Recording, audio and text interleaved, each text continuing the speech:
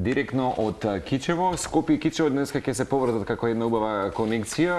Она што ми е многу драго дека Мартина, како што мислам дека е детерминирана во својата професија, фокусирана, така некако ќе ни го спакува и визуелно да ја доживееме од своето хибридно студио, бидејќи некако ја користиме технологијата мудро и паметно денес со сите своји перформанси. Да имаме токму, како што кажавме, често се провлекува и со своите интервјуа, додека и во Македонија конкретно знае да ги посети македонските студија. Во моментот бевме спречени, инхибирани да имаме можеби физички, меѓутоа таа еве не ја исклучи можноста да ве поздрави утринава на Телма телевизија и секако да их дадеме аплауз како една од нашите дами за која што доста се говори, а и голем дел од пишаните медиуми знаат да споделат нејзини животни истории и искуства, токму како првиот аналоген астронаут жена жена од Балкана, така што и од Македонија, така што ќе ја поздравиме од скопското студио на Телма телевизија. Ќе поздравиме ние, а инспирација имаме многу за тоа што треба да споделиме заеднички со Мартина во продолжение. Ќе зборуваме за сите оние вселенски подвизи кои што се прават на Балканот и дали воопшто нешто се прави и во нашата Македонија, што се случува во вселената и колку таа е предизвик за многу луѓе, како една од нив е секако и Мартина Димовска. Инаку таа е првата женска балканска аналогна астронаутка, она што и пред малку Марко го спомена, меѓу другото основач и председател на International Space Alliance, организација која што има седиште и во нашата земја, но и во Соединетите Американски држави. Ја поздравуваме ова утро. Да, ова е дефинитивно една од оние дами која што успева некако да се пробие во светот на вселенската индустрија. И за тоа како Македонија треба во иднина да ги ревидира можеби некои забелешки кои што се упатуваат во полето на вселената и науката, таа дефинитивно ќе каже дека е потребна поддршка дефинитивно од институционално ниво. Мартина, добро утро уште еднаш од нашето студио од Скопје.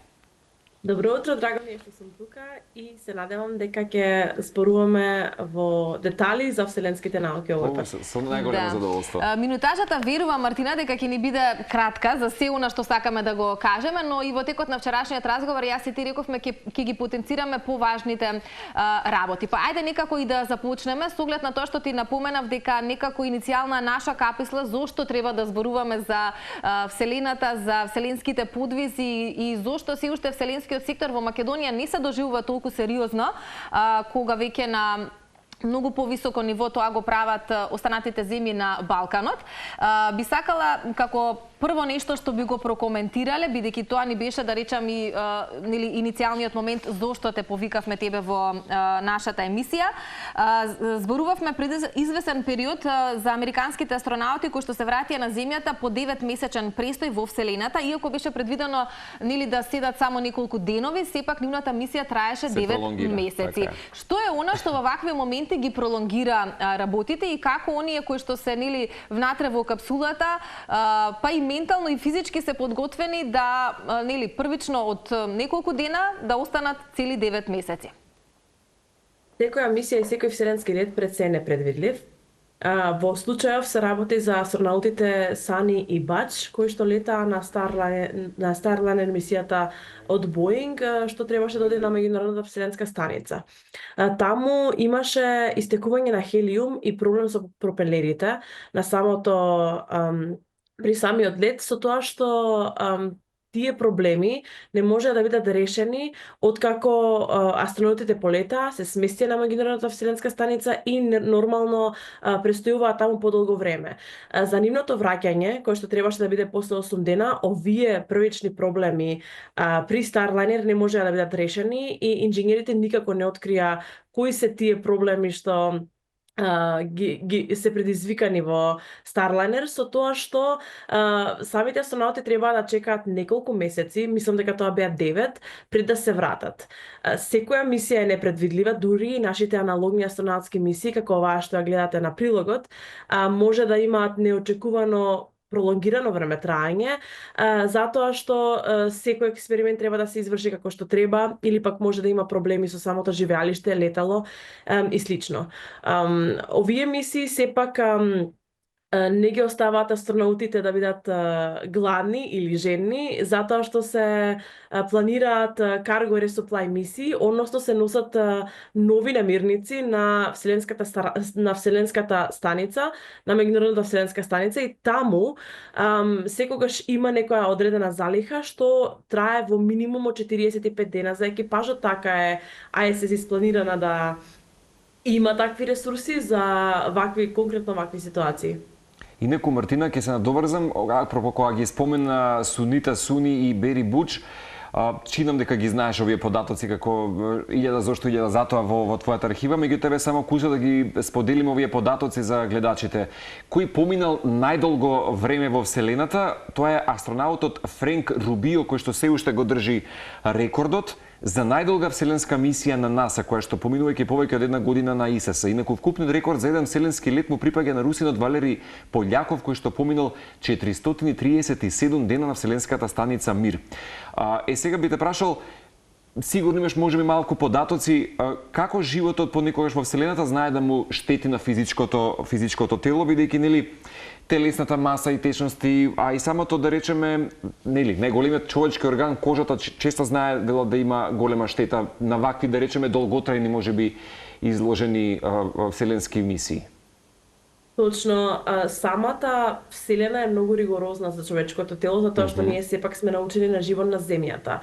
Не знаеме како да бидуваме во вакуум, не знаеме, односно, нашето тело е адаптабилно, многу му влијаат радиација, намалена гравитација или zero G, затоа што при самото престојување на меѓународната Вселенска станица, нас, например, сите течности, затоа што нема гравитација да не влече надоле, ни се менуваат. Првично астронаутите кога ќе полетаат имаат еден синдром што се вика puffy head синдром, односно целата течност им оди во главата и главата им отекува. Имаме загуба на коскена густина, имаме загуба на мускулна маса и затоа самата исхрана и самиот престој при меѓународната Вселенска станица е направен да има доволно тренинзи што се со тежина, треба да имаат некаква си резистенција, со цел да ги одржуваме таа мускулна маса, и исхраната е направена на тој начин да ни помага во тој сооднос, да бидеме што поздрави. Секако, при пролонгирани вселенски мисии, нашето тело има некаков вид на слабење на самата мускулна маса, на самата коскена густина, што подолго е тоа, толку повидливи се и ефектите, па при враќање на Земјата некои астронаути не може ни да стојат ако недоволно вежбале или недоволно добро биле хранети, не се добро хранети, со тоа што при првото враќање и при соочувањето на гравитацијата нашето тело има одлики да најчесто астронаутите не може ни да достојат, па да паднат, па да им треба малце помош и поддршка да закрепнат. Да, и тоа често се случува кога се враќаат на копното на Земјата, имаат поддршка со патерици и на некој начин заради таа микрогравитација која што има да полека се адаптираат на копното. Мартина, дали им треба и подолг временски период за целосна адаптација на Земјата? Освен тие првични моменти кои што ги напомена, но дали понатака им треба да речам некој период, неколку денови, можеби месец дена, можеби една недела, за тотално да се адаптираат на Земјата и на стариот начин на живење? Тоа е нормално, им треба, зависи зависи конкретно за кој синдром зборуваме, да, им треба одреден период да се вратат во нормала. Со тоа што знаеме ние дека додека и летаме од еден до друг континент, имаме джетлек, и знаеме да се адаптивираме, да сме адаптибилни со неколку дена и да се прилагодиме на таа средина. Тоа е нормално затоа што нашето тело иако е подложно на такви промени и знае да се прилагоди на тие ситуации, сепак треба одреден период да си дојдат на себе. Затоа и например веќе не е пракса да имаат веднаш пресконференции, туку и да не паѓаат на бина, туку да се одморат, да се прегледаат детално и да ја видат која е ситуацијата и здравствената состојба, па потоа да продолжат со сите оние пресконференции што треба да ги дадат. Да, ете, убаво што споменаве, кусок ќе кажам и ќе те прашам, освен тоа што сподели дека поради таа микрогравитација тие брзо ја губат мускулната маса, бидејќи не ги користат нозете и поддршката на тежината. И оно што е интересно, еве како податок е дека коските стануваат толку кршливи и губат 1% од нивната коскена маса месечно, што е еквивалентно на цела година старење на земјата. Тоа е интересен податок и замислете, астронаутите губат околу 20% од телесните течности и околу 5% од нивната телесна маса додека се во Вселената. Исто така, кожата е тенка, лесно се кина и побавно заздравува во самата Вселена. И оно што е интересно дека кога е поврзано со ДНК, повеќето гени се ресетираат по враќањето на Земјата, но околу 7% за жал, Мартина, ќе последочиш дека остануваат постојано нарушени. Да, затоа што сепак средината е многу екстремна во Вселената. Нашето тело е подлежно на се, нели, имаме и радиација, имаме и некористење на нашите мускули поради намалената гравитација или пак zero G, без разлика дали сме на ISS или на месечината. Јас се уште не сум полетала, меѓутоа ова остава трајни ефекти и тоа е една од причините зошто човековиот лет е толку предизвикувачки, нели, од самото полетување, од самата ракета што може да биде не секогаш безбедна, до самиот живот. Сепак имаме ограничени ресурси, имаме еден мал простор, иако ISS е доволно голема за екипаж од неколку членови, сепак не е оптимална како условите на Земјата и оперираме со ограничени ресурси, оперираме со ограничени можности на самата меѓународна вселенска станица, а тоа значи дека може би имаме и поагресивни кожни инфекции и така натака. Тие се многобројните одлики на вселенскиот лет што се токму тешки за човечкото тело. Мартина, кога те најавивме, споменавме дека си основач и председател на International Space Alliance. Тоа е организација која што има седиште тука во нашата земја, но и во Соединетите Американски држави. Тоа значи дека веројатно нешто се случува и тука во Македонија и на Балканот, но она што имавме можност јас и ти да го посведочиме е дека за жал се уште тука вселенскиот сектор се доживува како на шега. Можеме ли да зборуваме, да најавиме дека нешто можеби наскоро ќе се случи во нашата Македонија и какви се активностите на твојата организација генерално на Балканот? При моите студии, што се простирираат од Америка до Франција, јас доста често ја истражував Македонија, ја представував Македонија како држава и правевме студии како да го доближиме тој вселенски сектор до нашата држава, конкретно до Балканот. Имавме многу заклучоци, како на пример дека нас ни фалат многу капацитети. Ние треба да изградиме капацитети. Еве, посегнувајќи од себе, јас секогаш сум била заинтересирана во вселенскиот сектор, меѓутоа пред да имам добра база на едукација, јас тоа многу го знаев површно, не онака длабински како што ти налага самиот материјал кога го учиш на сите овие програми. Иако нели се интересирав и читав. Сметам дека ISA постои со причина и ја создадов поради тоа што имаше потреба за таква организација. На Балканот веќе има зачетоци. Грција, Словенија и другите земји како Бугарија. Да, како Бугарија се многу доста технолошки напредни. Албанија лансираше сателити Албанија 1 и Албанија 2, Косово гради втора обсерваторија, Црна Гора ќе го лансира Луча сателитот летово, Хрватска што туку го лансираше Крокјуб сателитот и секаде има развој. На секој начин јас сум некако вклучена во тие развојни действија, дали преку моите контакти, дали како советник, дали како соработник, преку многу действија што ги правиме со нашата организација, меѓутоа кај нас, што е пречката за кај нас? Молам? Што е пречката за кај нас? Еве ги споменавме сите соседни земји дека нешто се случува. Па претпоставам дека пречката кај нас мислам дека е пред се мислам дека треба да има волја од институциите. Мислам дека секторот конечно треба да се свати како сектор што треба да напредува и дека е сектор што ни треба. Имаме мал скептицизам кога се во случајот вселенските науки и некако можеби не разбираме колку какви пракси има, какви патеки има на вселенските науки и дека всушност тие се прикачуваат скоро на секоја добро развиена индустрија. Сакам да апелирам уште еднаш јавно, како и на секоја емисија претходно, дека Ние сме заинтересирани како ISA ги знаеме сите начела како да воспоставиме, дали е тоа Вселенска агенција или пак нешто посериозно како сателит.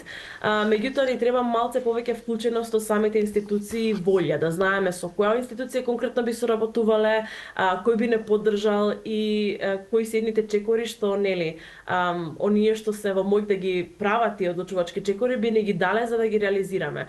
Градиме капацитети пред со едукација од International Space Alliance, например, имаме доста курсеви што се бесплатни, како например Robotics in Space, што сега го лансиравме заедно со партнери од Грција и од Црна Гора.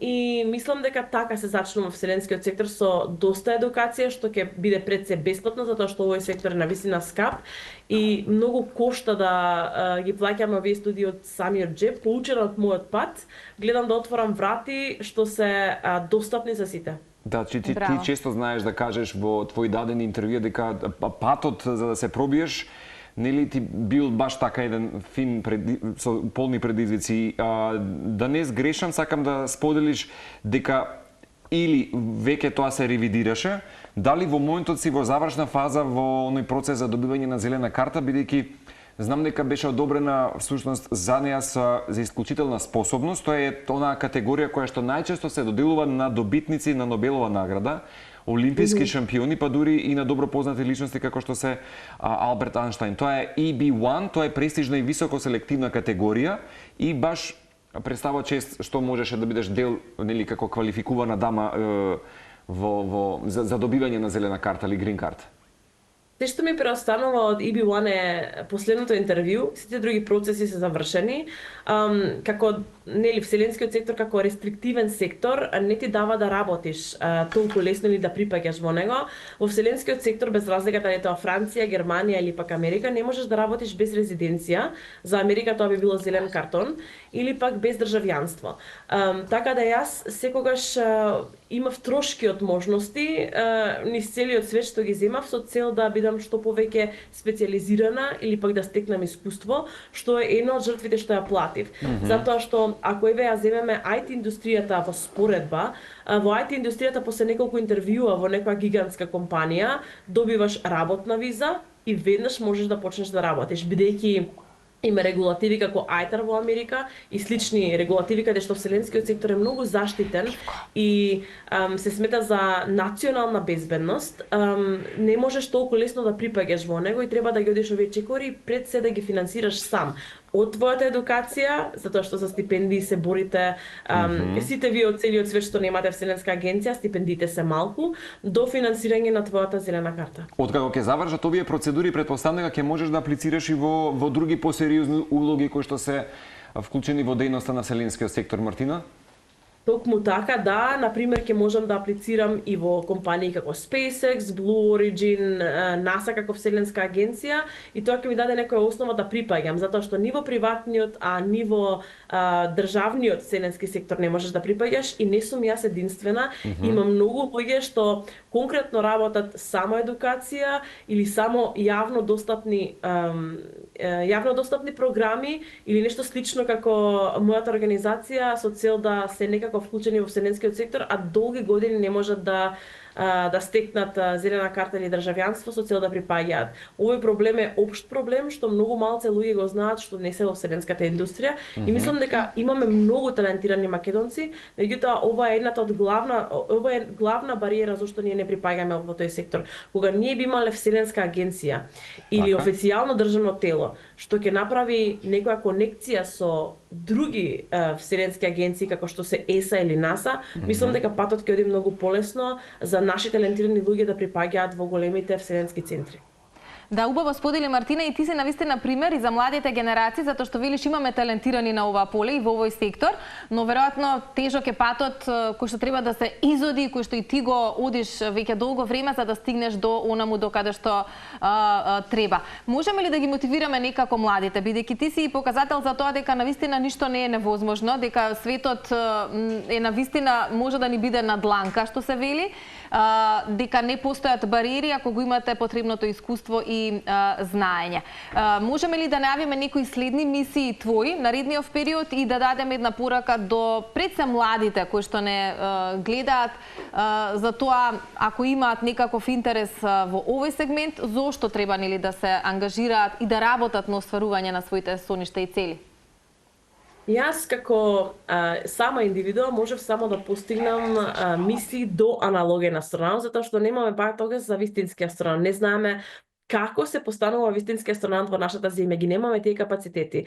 Моите мисии што се предстојни се можеби во Лунарес, затоа што веќе дебатираме на кои мисии би можела да отидам, со тоа што кога одиме на мисии нас ни паузира целиот живот на земјата, така кажано, затоа што ни запира целосната комуникација и ние на вистина симулираме вселенско сценарио и сме исклучени од целиот свет. Јас треба да ги запрам сите мои активности во рокот минимум месец дена, меѓутоа мисиите може да траат многу подолго.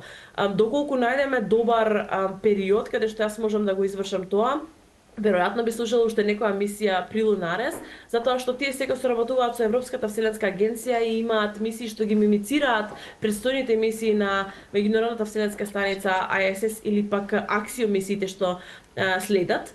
Со тоа што повторно сите мои колеги овие мисии им се платени од некоја институција, од самата држава или пак од нивната вселенска агенција, а јас во најдоброто сценарио можам да имам бесплатни мисии со моето искуство, но сепак можеби и треба да ги покрие тие трошоци мојата организација. Времето за овие мисии, за планирањето на истите е доста долго и процесите се доста напорни. Ќе видиме што точно ќе можам да реализирам со оглед на финансиските захтевни мисии што јас треба сама да ги финансирам. Да, Мартина би те прашал нешто чисто така твое мислење. Во 60-тите истражувањето на Вселената и самата трка, да речеме, или на оваа област беше помеѓу Соединетите Американски држави и Сојузот на социјалистичките републики, СССР. Сега во 21 век има многу сработки помеѓу нациите за истражување на границите на науката и Вселената. Што мислиш дека се промени, можеби да се овозможи остварување на овие успешни сработки, да се надминат можеби овие бариери кои што некој пат беа некое спречување или инхибирање, да речеме, помеѓу другите нации во светот? Вселенскиот сектор мислам дека за сите и пред се тука е да биде миротворен и соработлив. Иако имаме толку многу регулативи што не одвлекуваат од него на некој начин. Сметам дека имаме многу emerging nations, што ги викаме ние во вселенскиот сектор, или пак нации на повидок што активно вложуваат, а сепак се малечки нации, а градат капацитети, затоа што разбрале дека вселенскиот сектор е за сите. Вселенскиот сектор не е само за да истражуваме ние други планети, туку и за да наблюдуваме нашата земја, да ја заштитиме нашата земја и да донесеме многу технолошки и научни придобивки за самите луѓе што живеат во нашата планета Земја.